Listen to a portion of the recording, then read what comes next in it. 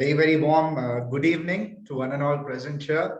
I'd like to welcome you to the next very important session, today's session on cash transactions organized by the All India Taxpayers Association. For the benefit of all, I'm Abhishek Murli, President of the All India Taxpayer Association. And the All India Taxpayer Association is one of the premier long-standing bodies representing the grievances of the taxpayers and the stakeholders like the professionals, chartered accountants, the cost accountants, the lawyers, everyone associated with the Income Tax Act, including the department officials as well.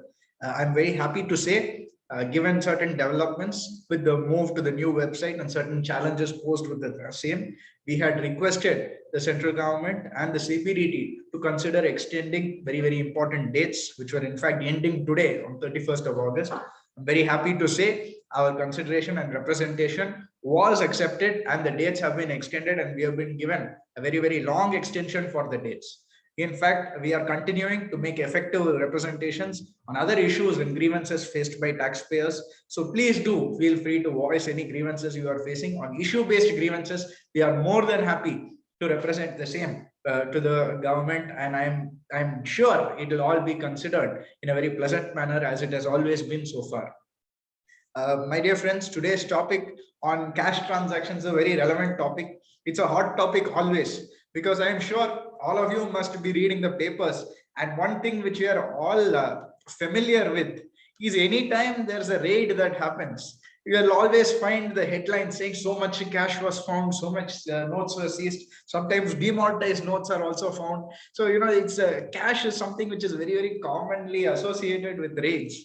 But, as we say, normally behind every successful businessman, there is a woman, normally a spouse.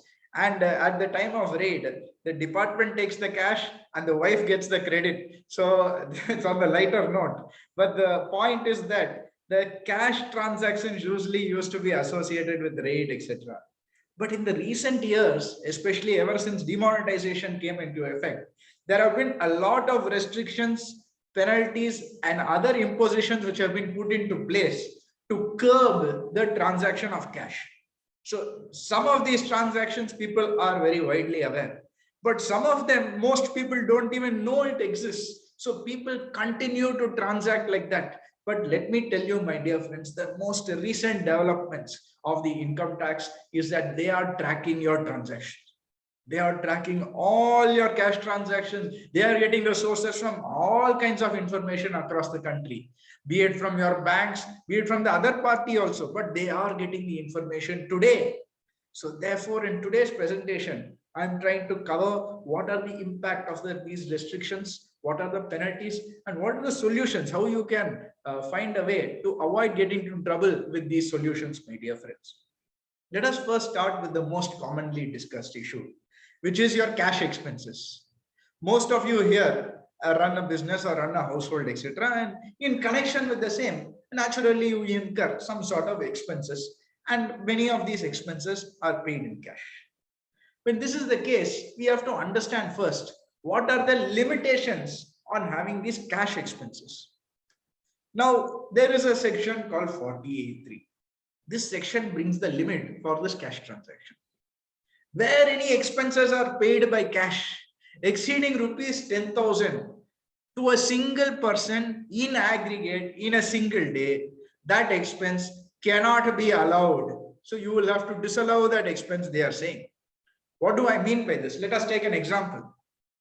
I am paying X and Co for coming and disposing of maybe some junk which is there in my building. So I say, please come and do it. So they come in the morning. When they come and take it, I am paying them 4,000 rupees.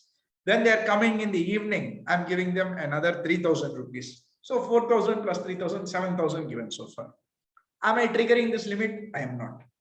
But they come once again at night. Before midnight itself, they come to my house, to my building to clear the transaction. I give them 5,000 rupees. Here you can see I am paying a single person in aggregate more than 10,000 in cash in a single day. So straight away I am violating this 40A3. So what is the impact? By violating this 40A3, what happens? See, normally how is the profit for a business calculated? You see, first I will say my sales is so much, less my expenses is equal to my profit. And whatever profit is there, my tax is calculated on the same. The higher the profit, the higher the tax. So this is a straightaway impact. So when I'm claiming an expense, my profit comes down, therefore my tax also reduces. But when I'm incurring cash expenses beyond the specified limit, then please note that will be added back to my profit. It is an expense. I would have recorded it in my books. For the purpose of income tax, they will say it is not an expense. You have to add it back. So please increase your profit. Please pay tax on this additional profit. Now let us first take some examples. So somebody has put in the chat box saying, sir, what if there are 3 separate bills? Sir, there can be 3 separate bills, but I'm still paying the same person. I'm still paying in a single day. And in aggregate, it is more than 10,000. So therefore, whether it is 3 bills, 4 bills, 10 bills, 12 bills, it does not matter. But then again, in the same scenario, same X is coming to my building to clear my material. So what I'm doing, morning I'm paying X 4,000 rupees to clear the material. Then in the afternoon, Mrs. X comes. X's wife comes to my building. She clears the material. I am paying her 3,000 rupees. Then at night, Mr. X's son comes. Mr. Son comes. He is clearing the material. I am paying him 7,000 rupees. Now each I am paying different persons. It is not the same person. So in a single day, I'm making a payment for clearance of material. In a single day, it is exceeding 10,000, but it is not to the same person. It is to 3 different parties. So therefore, please note, in these scenarios, you need not worry about 40A3 because I'm not triggering it. It may sound very, very basic to some of you. You may say that, what is this? It's so simple. Instead of putting in X's name, you are paying X, Y, and Z. That's all you are doing. But that is the provision. And if you are paying to X, Y, and Z the same amounts that you would have paid to X, you will not be triggering 40A3. While in the other scenario, you are very much triggering it. Now, let me give you another example. I am going for grocery shopping. For my house, I am going for grocery shopping. I am going and buying vegetables. I'm buying a broom. I'm buying all of these things for my house. So totally I am paying, let's assume 18,000 rupees to the grocery shop. Very rarely you will pay that much, but we will take hypothetical scenario for groceries. At a single day, I am paying 80,000 or 18,000 rupees. Is it in excess of 10,000? Yes. Is it in aggregate more than 10,000? Yes. Is it in a single day? Yes. Is it to a single person? Yes, I'm paying the grocery store only. So what is the impact? Am I triggering 40A3, my dear friends? In this scenario that I just gave you, have I crossed the limit as prescribed by 40A3? Now here I have to mention the clear point that I want to bring out here is 40A3 is meant only for businesses. It is not for your personal expenses. It is not for other expenses. Where your business expense is triggered beyond this limit, then only you should disallow. Suppose I am having a business. Let us assume I am in the business of electronic trading. And for my house, I am buying groceries for 18,000 rupees. That has nothing to do with my business. I need not add it back to my business and say I have to disallow. So it is my personal expenditure. Only anything connected with my business, if I'm incurring beyond this limit of 10,000 in cash in aggregate to a single person in a single day, only then I have to worry about disallowance under it. Otherwise, in all other circumstances, I don't have to worry. But is there any exception?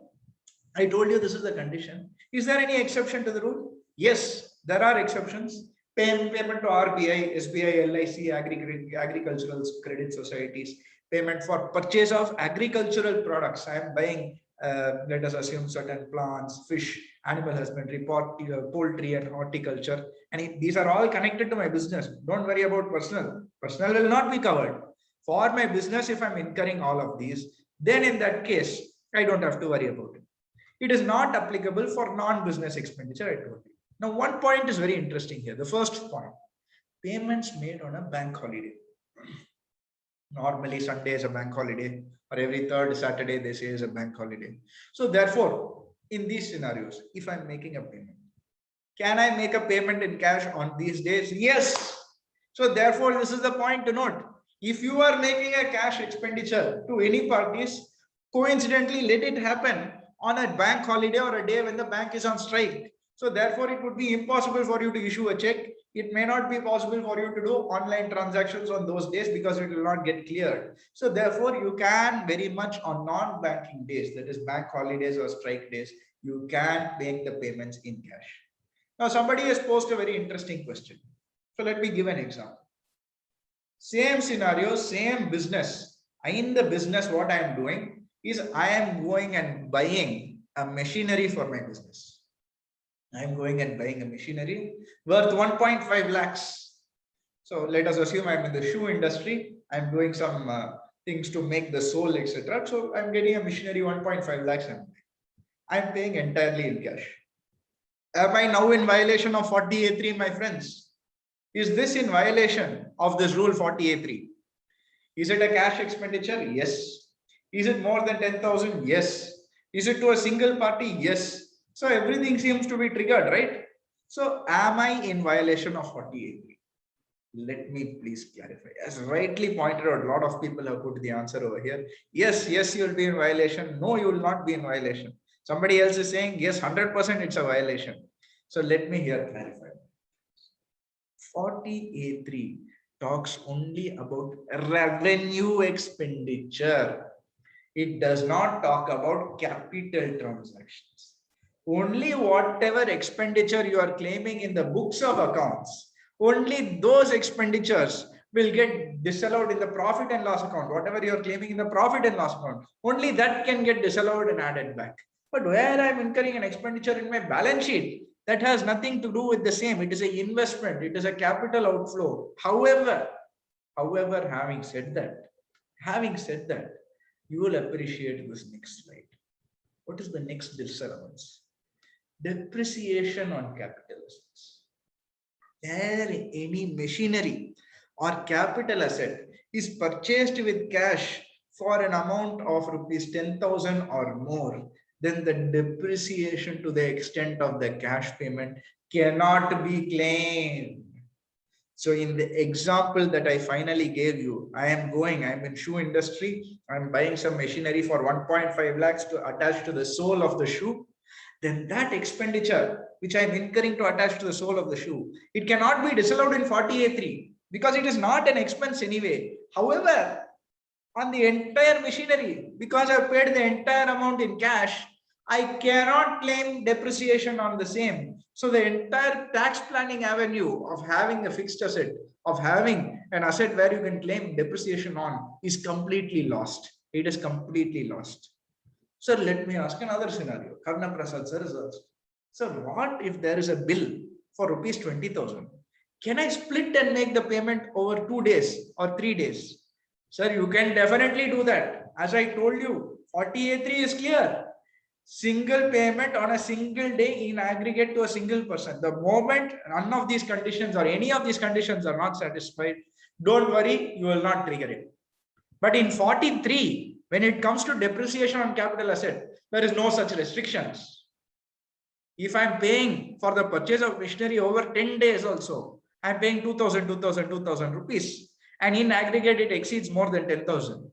Then also they don't care as long as it is paid in cash more than 10,000. Sir, depreciation you cannot claim. Please forget it. You will not be able to claim the same. So that is a very interesting point when it comes to depreciation on the same cash outflow, but for the purpose of getting capital equipment. Next to an item which is commonly missed out whenever people discuss cash transaction is your mediclaim. You see, we all are aware mediclaim, medical transactions, the cost of your treatment in hospitals these days is very, very high. It's very, very high. It is getting abnormally high, in fact, after COVID.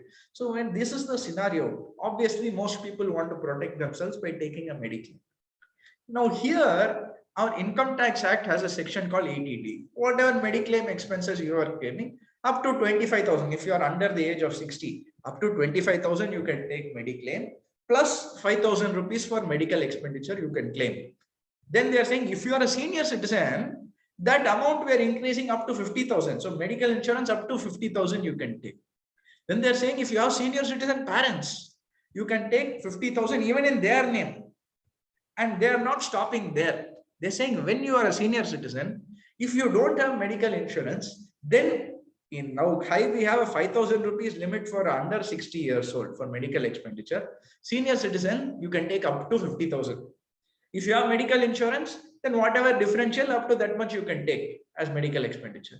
So what do I mean by this? What is the critical point when it comes to cash? Here they are very clear. When it comes to Mediclaim, where you're taking a medical insurance, the medical premium paid must be only in the form of check or online transactions or banking transactions. It cannot be in cash. Now you may be wondering, some of you may think, sir, I paid my Mediclaim in cash only. The Mediclaim company, the insurance company, they're willing to accept. They don't have a problem. They're saying you pay cash back, we don't care. We will also cover you. If anything happens, we will also cover you. But you cannot claim in 80D because the income tax is not allowed. Insurance company says allowed, but income tax is not allowed. So here's another interesting point. So one, Mediclaim, if you want to claim that 25,000 or 50,000 if you're a senior citizen as medical insurance or Mediclaim under 80D, it has to be by check. But what about medical expenditure?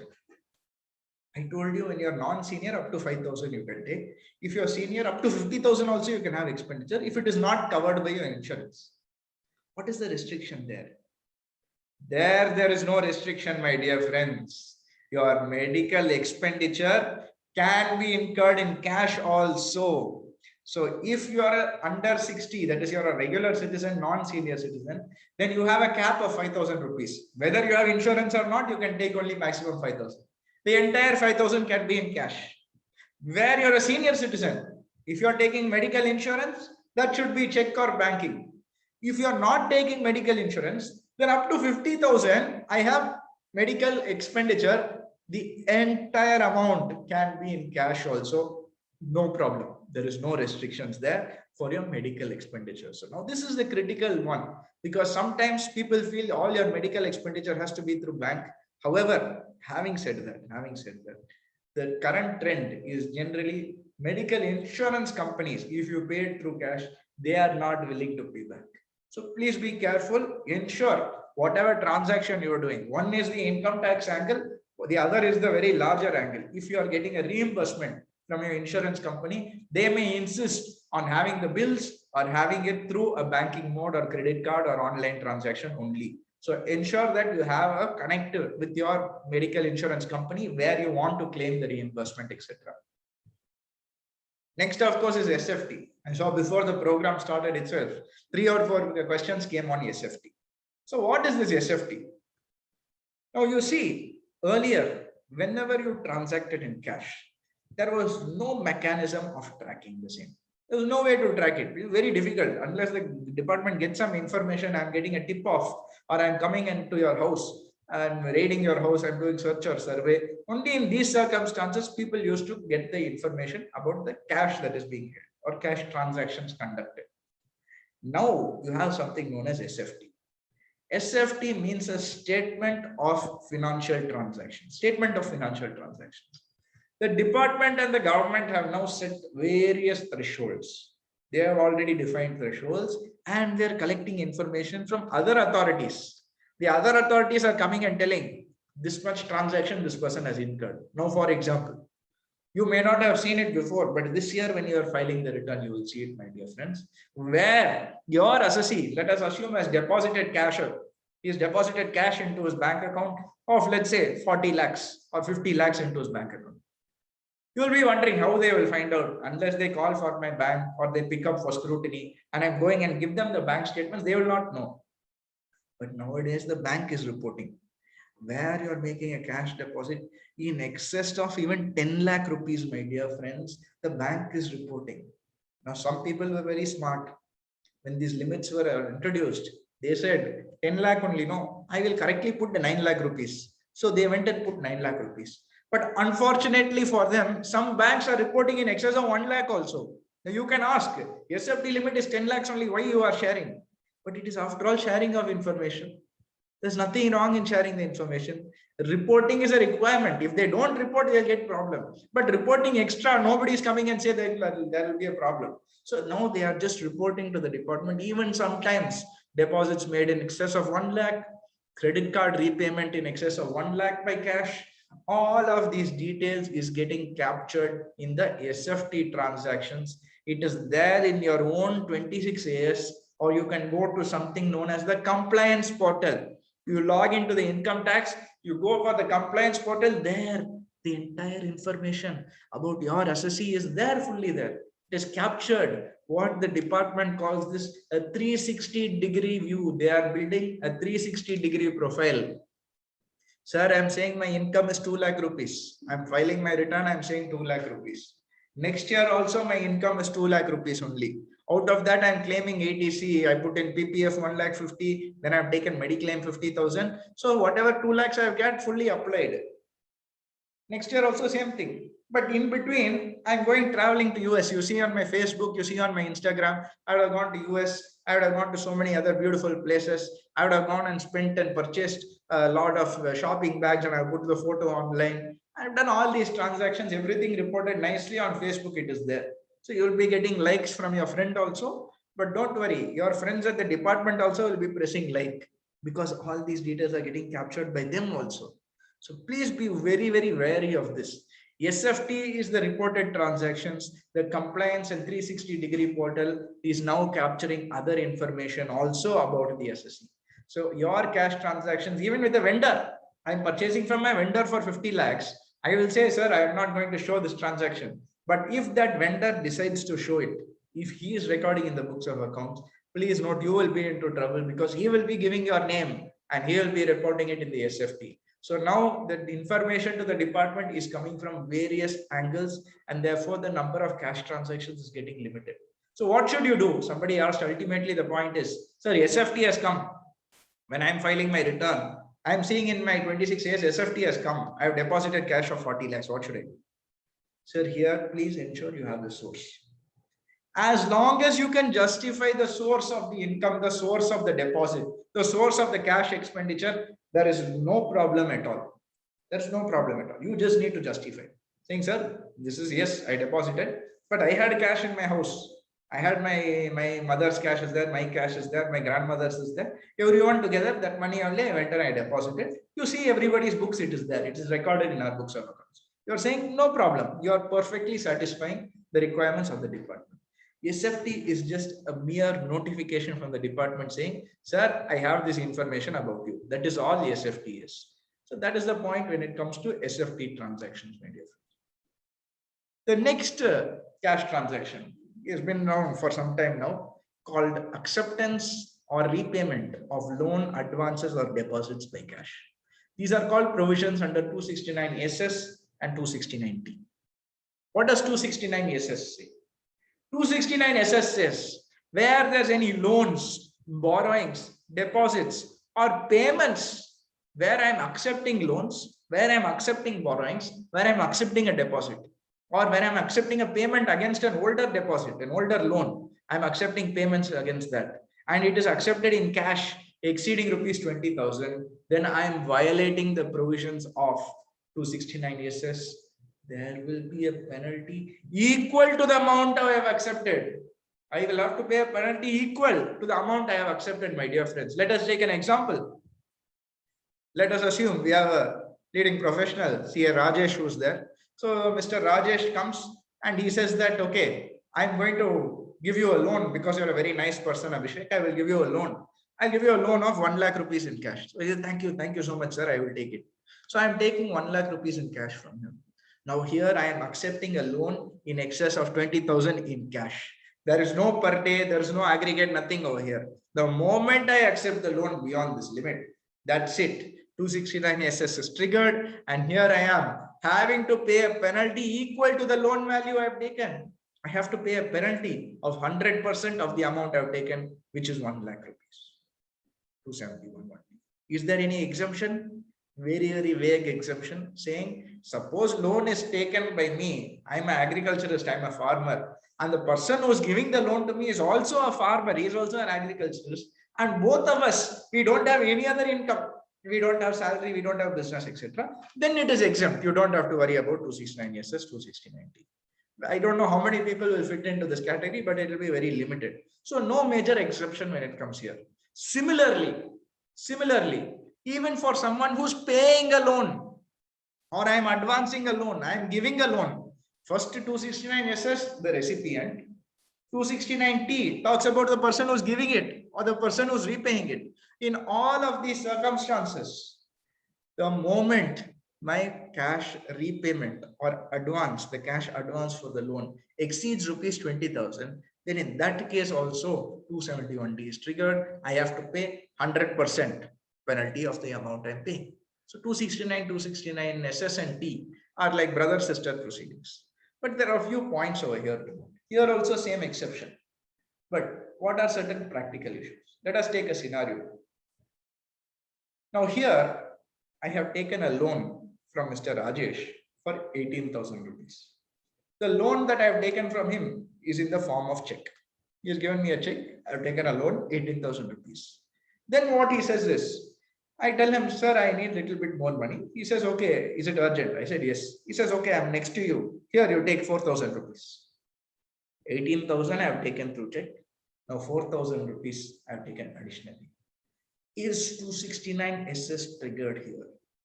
The way the wording of the section is very, very vague.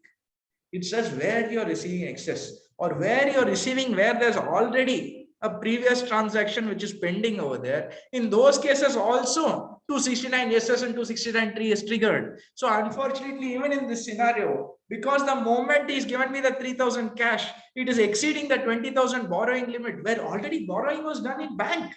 It was done through check, through banking channels. Even then, whatever cash is giving in excess, suddenly 269 SS is triggered, my dear friends. So here I am in this scenario, whatever cash amount is exceeding that amount, I have to pay a penalty of this amount. Now someone very cleverly has told, can we treat this 3,000 to be an interest? Definitely you can, sir. But then if you treat that as to be an interest, he has to offer the same. The other party, Mr. Rajesh, has to say that is my income in his P&L account. Or he has to put it as income from other sources. So whether he'll be willing to pay the tax on the same depends. But then you can definitely do it if you have a better understanding with the other party. But this is a scenario where an existing limit is there through banking channels. But because of a small cash transaction, suddenly it has gone beyond that limit. It has been triggered. So that's a very, very rare scenario, but it is also an example of a scenario where you will be triggering the condition. Now here I'd like to bring one interesting judgment. What will be the penalty in the previous case? Somebody has asked. It will be 3,000. It will not be 21,000. 18,000 received through bank, 3,000 received through cash, 20,000 limit triggered. The limit is only for the triggering portion. But what penalty is the cash portion? So 3,000 I have got in cash. I have to pay the penalty on rupees 3,000 there. Don't think 20,000 is a minimum amount. So whatever exceeds 20,000 only I have to pay. Not like that. 20,000 is the overall limit. The moment it is triggered, the entire cash amount needs to be paid. But interestingly, there are various court decisions saying where there are genuine and bona fide transactions, you can consider giving them relief. What, Abhishek? You just now told only if you're an agriculturist, if I'm a farmer transacting with another farmer and both of us don't have any other income, only then it is exempt. Now you are coming and saying if it is a genuine transaction, it is okay. Sir, I am not telling this. Our high courts are telling this. As recent as 2018 and 2019, there have been decisions held in the favor of the SSC. They are saying if the transaction is bona fide, for whatever reason, there's an urgency, and therefore you are incurring this transaction, and it is disclosed properly in the books of accounts, then you should not penalize it. You should be liberal with the SSC, allow them, don't give them penalty amount. So in CIT versus Balaji Traders, they said the same thing.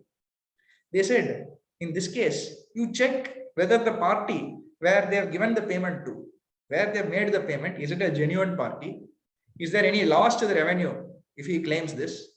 Is this an urgency? Is there an urgency in making the payment? And as long as it is bona fide and he's recorded it properly in the books of accounts, don't penalize him. It is okay. You let it go. Even though 269 SS, 269T is incurred, you allow it.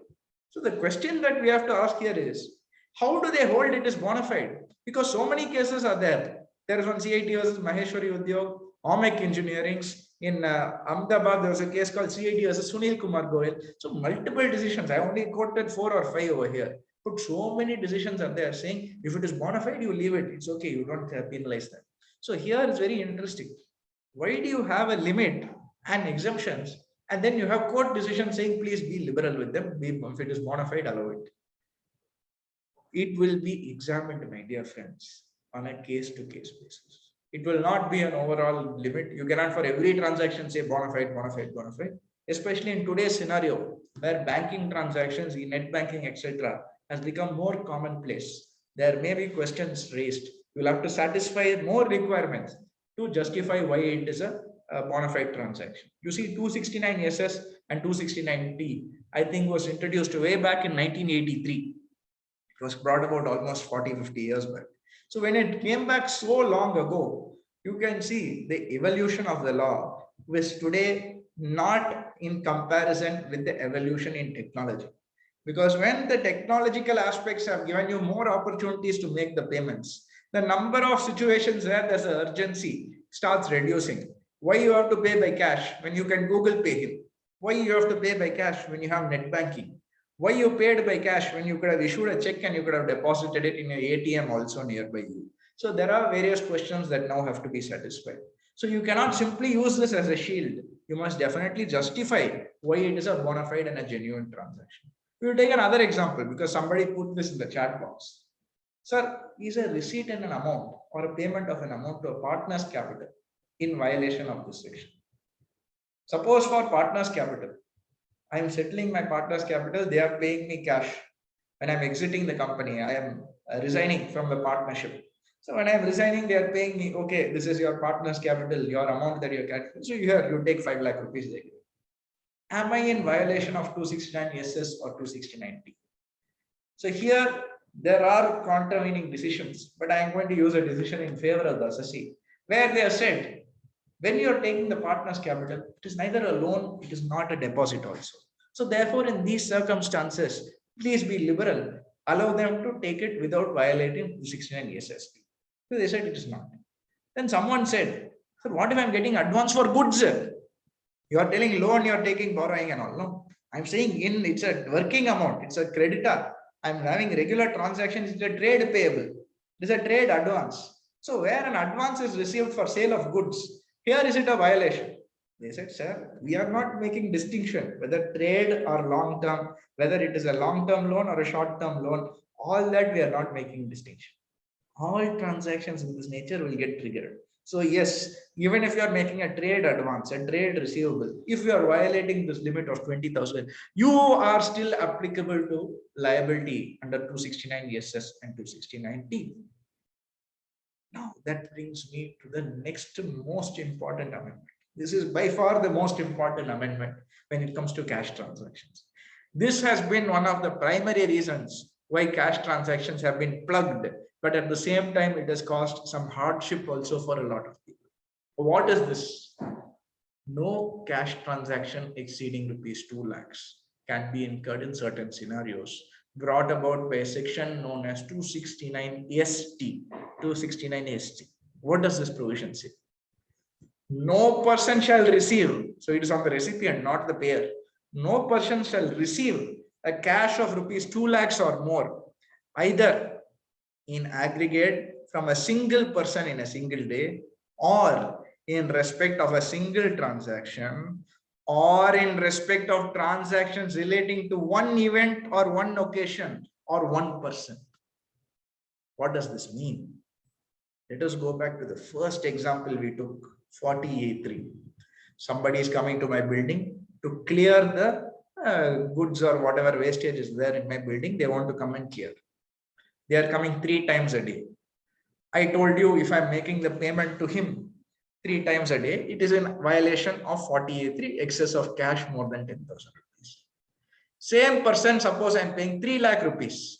It is both in violation of 40A3. It is also in violation of 269 ST.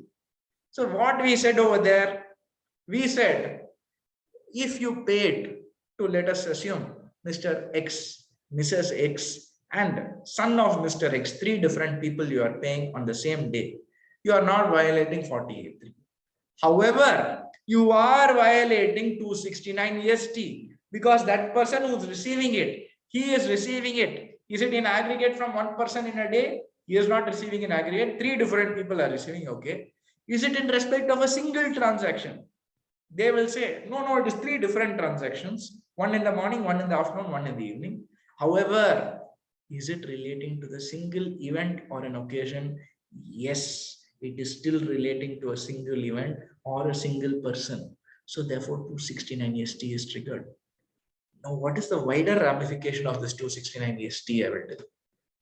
If you are a person buying a car, buying a capital asset, I told you 40A3 is not applicable for capital assets. And the 43, what we discussed, that was particularly related to only depreciation point. It is not disallowing the capital assets. There's no penalty and all is there. But under 269 ST, if you are receiving money, I'm selling my machinery, I'm selling my car, I'm selling one Benz car for worth 85 lakhs, I'm going to sell, or a Porsche car, very foreign car I'm buying, and I'm selling it for 1.5 crores, I'm selling this car. And the entire amount I'm getting in cash. 269 ST will be triggered. I'll have to pay 100% of the amount received. So 1.5 crores I've got, 1.5 crores I have to pay as penalty to the income tax department. So look at the wide ranging impact. This is applicable more. Let us take a wedding. Let us take a wedding. I'm an event manager. I'm managing the wedding for a family. So here what I'm doing, I'm arranging food stall. One North Indian stall is there. One South Indian stall is there. Different people, different vendors. Then I'm organizing for decorations. Then I'm organizing for music. So that one nice band is there. They're playing music during the reception. So 4 different parties. I'm collecting an amount for each person. I'm collecting around 60,000. So 60,000 for first, second, third, and fourth. Am I triggering the 2 lakh limit? If you see individually, I am not triggering. So am I receiving in aggregate from a person? Yes. Am I receiving it in a day? No. I'm receiving first on day 1, then on day 2, day 3, and day 4. So I'm not receiving on the same day. Is it in respect of a single transaction? No, sir. It is 4 different transactions. You see, one is for the North Indian, one South Indian, one for decoration, and one for music. Then they'll say, is it relating to a single event or a single occasion? Unfortunately, here it does relate to a single occasion because it relates to the same wedding, it relates to the same event. So therefore, even though a transaction over several days, even though it relates to different transaction or multiple transactions, it all relates to a single event. So 269 ST is triggered and I am collecting the money. The recipient is collecting the money. The recipient has to pay the penalty on the same. It is not on the payer.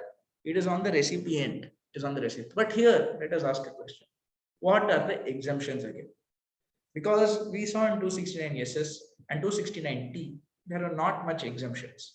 Of course, we saw the court cases that said bona fide transactions you can do. But here, certain specific exemptions are there. Receipt by a government or a banking company is exempt, okay. Where it is already covered by 269 SS, you don't have to worry about this. Where persons who are notified by the government, okay. Look at the last one.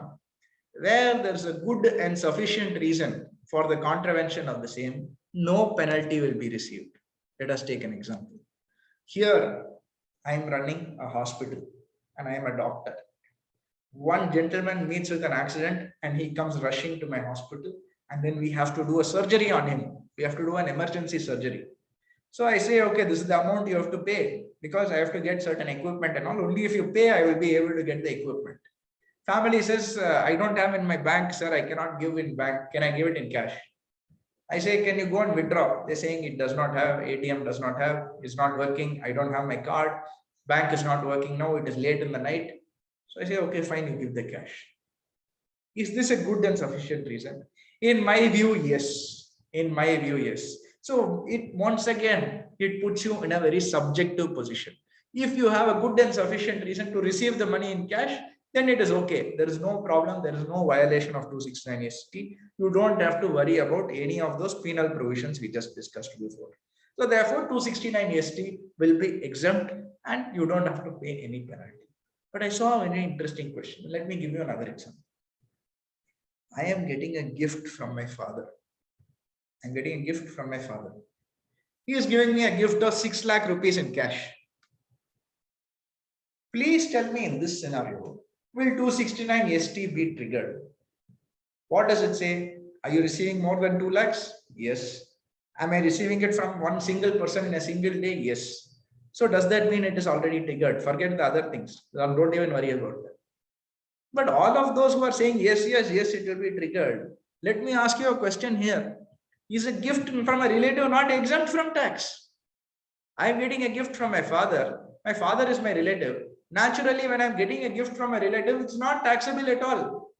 Similarly, if I'm getting agricultural income and I'm collecting it in cash, agricultural income not taxable. Forget paying tax on the same. Why you are telling 269 ST is applicable? Here I want to make a clarification. Where any transaction happens in violation of 269 EST, anything in excess of 2 lakh rupees, whether it is a gift, whether it is between relatives, whether it's an exempt transaction, whether it has already been taxed, there is no restriction on 269 EST. You see, 269 EST is an overarching provision. It hovers above the Income Tax Act. We can look at it that way. So whatever happens in Income Tax Act, 269 ST is not bothered. Irrespective of anything, you should not transact in 2 lakh rupees in cash at all. So in my scenario, even though it is from my father, even though it is a gift, even though it is not taxable, even though it is on the occasion of a wedding, it does not matter, my dear friends. It should not exceed rupees 2 lakhs. It should not exceed rupees 2 lakhs at all in these scenarios. Now, some of you may think a very extraneous situation. Suppose you have a very, very large wedding and a lot of people are coming and giving you gifts. So maybe you have a very big family. So they are all giving you cash gifts. So what you are doing, you're just taking it and putting it on one cover. You may be wondering, it looks like it is from one event only, one occasion. So does that not trigger your 269 EST? So here you can always take a condition or take a call that it is from different parties. So you have no control over it. It may be a genuine bona fide reason. But let me tell you, as rightly pointed out by Mr. Suraj Kumar, it is a dangerous section. That is the entire purpose why this section is there. It is meant to dissuade assessees from entering into cash transactions of any kind. Even for wedding, if you are giving gift, don't give in cash. Better you give in the form of some proper gift itself. You don't give cash gift at all. People will start saying. So this is one of the most, dangerous sections, which covers a lot of things. And yes, it has proved to be certain hardships. But having said that, it has also plugged a lot of cash transactions or black money transactions in the process. So therefore, as you can see on the screen, is it applicable even for exempt transactions? Yes, it is applicable. Is it business or for personal also? It is for everything, whether business, whether personal, it covers all transactions. And what is the maximum cash limit allowed? Even though it seems silly, on a single transaction, don't exceed more than 1,99,999 in cash. Only beyond that, do a cash. Only beyond that, do not do a cash transaction. This is the maximum limit on which you can do a cash transaction. Other than the other limits we have already discussed. So if it's a personal transaction also, don't do more than 199. If it's a gift also, don't do more than 199. These are the most critical points when it comes to your cash transactions. What about certain other things? If a capital is introduced by a partner, somebody has asked, even if a capital is introduced by a partner, I cannot do it in more than 2 lakh rupees in cash. So the example I gave you earlier, somebody settled me for exiting the partnership firm. They are giving me 5 lakhs in cash. It is okay. I am not in violation of 269 SS and T, but I am in violation of 269 ST because I am receiving in cash more than 2 lakh rupees. Similarly, whether hospital bill paid in cash is covered by this, yes, it is covered. Of course, in between, due to COVID, they relaxed it. They said April to May end. If you are having any expenditure in cash, even if it is more than 2 lakhs, it is okay. Then suddenly after May, they said, no, from now onwards, it is not okay. So I think that was a very odd change when it came out. But anyway, that limit is gone now. So these are the overarching provisions when it comes to your cash transactions and cash restrictions. So if you are executing any transactions, as I told you, keep all the fail-safe mechanisms I have told you. Ensure you plan it accordingly, and you will be able to avoid the penalties, the penal action, and sometimes prosecution also that is being initiated these days by the Income Tax Department. Thank you so much for your patient listening. There are some questions, so I'd like to take them quickly before we wind up the session, because today is only a 1 hour session, I know, but still, I'd like to take all the questions which have come. Sir, I need a clarification. SFT shown in the 26 AS is not matching with the actuals. Pertaining to my joint account number is reflected in 26 AS. What are we having anything to do with this? Okay, let me give an example. Your assessee has a transaction of a cash deposit in the 26 AS, it has come. As a SFT, it has come. But he is saying that you have deposited cash of maybe 10 lakh rupees. But actually, you have not deposited at all. In reality, your client, your assessee, or yourself, you have not deposited that money at all. But 26 years is showing that I have deposited. What should I do in this scenario? Go to your bank. Whoever has reported it, they may have reported it wrongly. They may have reported it wrongly. There are circumstances where banks are reporting wrongly. Go to the bank. Please ask them to correct it. So in the compliance portal, first you go, you write a response saying does not relate to me. It is incorrect. And then you please write to your bank, put it on record that they put a wrong transaction. Your bank will have to correct the same. Good evening. Okay, thank you. Thank you so much. Sir, whether 3 separate bills covered under 40A3, as I told you, you can do in 3 different bills, 3 different days, 3 different transactions, it is not covered. But if it exceeds 2 lakh, it may be covered by 269 EST. Sir, in your example, entire 12,000 will be added back or rupees 2,000 will be added in excess of 10,000. The entire amount will be added, sir. If I'm exceeding that 10,000 rupees, it is not like a discount. It is not a ceiling limit. The entire amount will be added back. It's not only the excess amount. Sir, in building, all civil payments are made in cash, like wages, transportation, etc.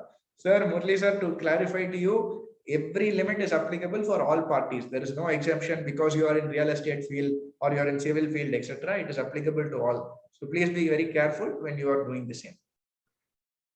Sir, where there's a bill for 20,000, can I split the bill and make it in 10,000 each on separate days? Yes, you can do that. Sir, cash paid for capital work in progress where no depreciation is claimed this year. How about that? You can very much do it, sir. There's no problem. But as I told you, keep in mind 269 ST, because here I told you that the definition of one location, one transaction, one event is undefined. Department come and say building is one event. You are building one building. So that is one event. That event may take over 3 years to finish, but they'll say it is a single event. So any cash expenditure you're incurring for constructing that building, so is all pertaining to one event, even though it is spread over multiple days. So please be very, very careful. As I told you, 269 ST is a very, very dangerous provision. Anusha ma'am, depreciation disallowed on 10,000 or the entire cost. As I told you, only the amount to the extent of which you are paying in cash, only to that extent the depreciation will be proportionately disallowed. Sir, cash paid to manpower contractor for group labor wages more than 10K. You are still paying to a single contractor. So the moment you are paying to one person, the limit is triggered. If you are paying it to 10 different people, you don't have to worry. But still, you are paying sales to one person, you have to ensure that the limit is not triggered. Sir, payment made on weekly basis to labor working for 6 days, but payment amounts to more than 20,000. Assuming the labor payment is for construction of an office building, what about the restriction for 40A3? It will still very much apply. So if they are working on 6 days, it would be better for you to pay daily wages, or at least record that you are paying daily wages. You can get a slip from them. They will sign that they have received their daily wages on a daily basis. Even though the payment is made at the end of the week, this may be an alternative, because otherwise single payment in aggregate on a single day to a single person may get triggered. Sir, as covered in 80B, can they exist for non-cash mode? I don't understand that. Maybe, sir, you can reword it below. Sir, if a person gets a loan out of credit card, will it come under SFT? It may come under SFT if the limit is triggered, sir. The SFT is reporting all transactions, not just cash transactions. Even a banking transaction will also get reported in your SFT. By coming in SFT itself is not a problem. You just have to justify the source. So can we make a payment in cash to our suppliers? As long as the limits are not triggered, you can make the payment. It's not a problem. Sir, I'm a GST registered trader. Seller company raised invoice in my GST number. I sold to unregistered. That person deposits directly into bank of rupees 2 lakhs. I just earned incentive of 1%. I shown purchase expenditure in the books. This disallowed. They have deposited into your bank account. So it is a collection for you. Here your 269 ST may get triggered because it is beyond 2 lakh rupees. But otherwise, since you are the recipient, if you are receiving an advance or whatever you are getting as a repayment from your creditor, or whoever is selling that amount to you, then you may be triggering as a recipient 269 SS also. So just be wary of the same. Sir, SFT is under section 269T. It also covers cash receipt of 2 lakhs or more in the day. Okay, to clarify here, when 269ST is there and the more than 2 lakhs is there, and the transaction is already covered by 269SS, because that also covers a loan advanced by recipient. Let us take an example. Mr. Rajesh gives me a loan of 2 lakh rupees. Here I am covered, let's say 2 lakh 50,000. Here 269 SS also covers me because it is more than 20,000 that I have got in cash. But 269 ST is also covered because I have also got more than 2 lakhs in cash. So am I applicable to penalty twice or am I applicable to penalty once? So there they made it clear where if you are covered under 269 SS, don't look at 269 ST again. So it is only one of the two, not both. Sir, no cash transaction done, but non-cash transaction actually of rupees 2.29 lakhs seen in 26 years. How to get details of the reported amount? Sir, you have to go to the compliance portal. You will have the full details there. What is the nature of transaction? Who is the party, etc. So I'll be grateful if you can share the PPT. Yes, we are doing that. We are just coming with, we have the email IDs. If you don't have, please do send it across to us also. We will add you in the list. We are just trying to create a Google link or a download link so that we can circulate it and the members can easily download all the transactions. So sorry, all the presentations. So we had tried mailing it, but since our mailing list, the registrations was more than 50,000 people, it was just getting bounced back and it was not getting delivered. We are figuring out an alternative now. So shortly you will all be receiving the same. Sir, salary payment for around 20% each is below 10K. Is this allowed? Yes, it's not a problem. Sir, some banks are not accepting checks or online transactions for car loans. So in this case, what is the impact? Who is not accepting check or online transaction? I don't know for car loan. What are they expecting in these cases? So if that is the case, you can definitely pay it and you have a justifiable reason. It's a bona fide reason. But I highly doubt that I have not come across people like that, sir. So paid 1 lakh rupees by loan. 1 lakh rupees as loan by check to a friend. I will get this money during the financial year. Okay, that is, as long as it is by check, there's no problem, sir. Sir, in cash payment, restrictions apply to travel expenses incurred or reimbursed to employees. Yes, it does apply. As long as the original expense incurred for the company is through banking transaction, it's not a problem. Sir, if a person gives cash loan of rupees 30,000 in two different occasions, 28K and 12K in one financial year, specify them. It will trigger, sir. I am telling you, you are telling two cash transactions. In the example I gave you, 18,000 I got through check. 3,000 rupees only I'm getting in cash. There also it is triggered. So definitely if two cash transactions are there, full amount will become now payable under 269 SS. Mr. X has given Mr. Y 10 lakhs in cash in a single transaction. Both are farmers, don't have any other incomes and don't have return of income till date. Does 269T apply? No, it does not. It's a proper case of an example where 269 SS and T will not apply. But they have to be agriculturist. You cannot simply say they are agriculturist when maybe they are working in the house as a maid or something like that. So just be careful with the same. So is 269 ST applicable to gifts? Yes, it is very much applicable to gifts also. Sir, yet another fantastic session. Oh, thank you very much. Very detailed presentation. Thank you. Thank you. Best speaker in the field. Thank you. Thank you. So kind of you. So we have seen in some parts of Tamil Nadu, gifts in cash are being given in cash exceeding rupees 2 lakh. What about for those people? Sir, it is applicable to all people. Our government is not saying that if you are Tamil Nadu, you get special benefit. If you are Kashmir, you get special benefit. Now, no one gets any special benefit. So it is applicable across India. So received by retiring partner more than rupees 2 lakhs in cash. As I told you, 269 SST may not be triggered, but 269 ST is applicable. So the moment it crosses 2 lakhs, 269 ST is very much applicable. Sir, please share the PPT. Yes, we will definitely share, sir. Useful and practical session. Thank you. Spectacular clarity. Thank you, sir. Thank you so much. Sir, can you discuss regarding sale and purchase of land for personal investment?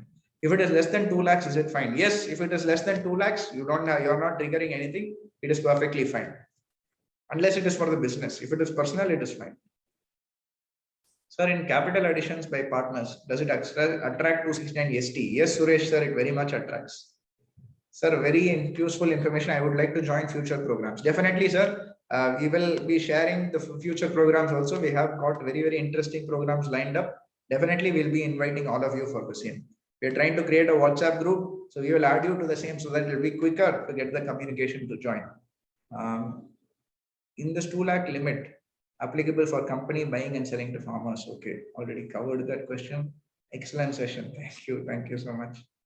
Sir, what about agricultural income in cash? As I told you in 40A3, agricultural income are exempt. Agriculturists are exempt. In general, agriculturists get a lot of exemption. But you should ensure that they are actually agriculturists. And in all the cases, if it is bona fide, you may be allowed the transaction to go through without any addition or penalty. Sir, amazing session. AITP are doing good work. Thank you. Thank you so much. And I'm following your YouTube channel. Thank you, sir. Capital contribution meet day-to-day requirements, then also as 269 ST is applicable. It may not relate to a single transaction, so it will not be applicable. But if they can bring it back to a single event or a single transaction, definitely it will be applicable, sir. So you said 40A3 will be entire expenses, but for 43 only excess amount will be same language in both. Maybe, sir, but 43 is very clear because it's only the depreciation component, only the cash portion will be disallowed.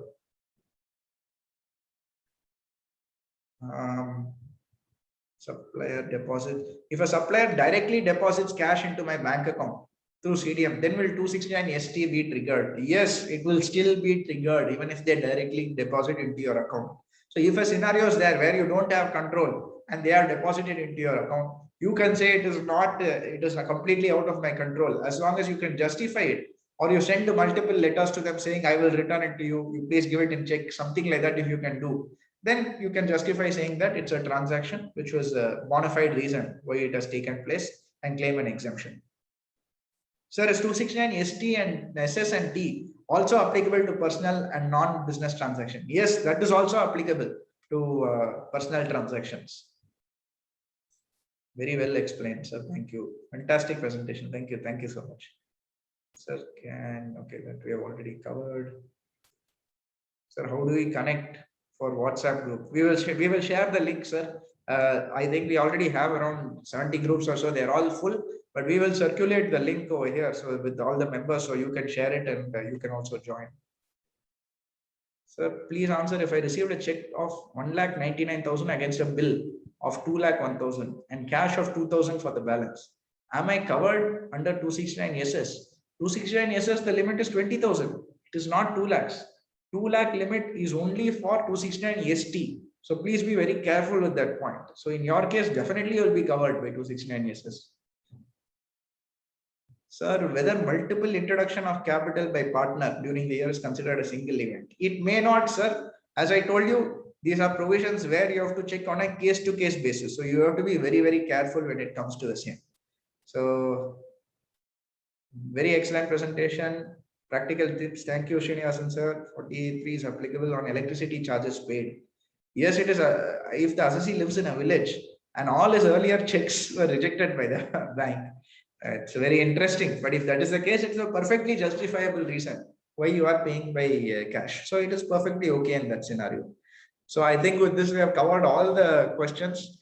Thank you so much for a very, very patient listening. I hope you enjoyed the session. We'll be sharing all the PPTs with you, and we request, please do share it with all your friends. In fact, I'm a firm believer in sharing information and sharing education with everyone, creating awareness. So there is no restriction on our knowledge sharing. Whatever templates we have, whatever booklets we have, whatever programs we have, background material, we are very happy to share. And you can also feel happy to share it with everyone. So thank you very much for patient listening. We're looking forward to connecting with you in our future programs as well. So stay home, stay safe, take care. Thank you very much.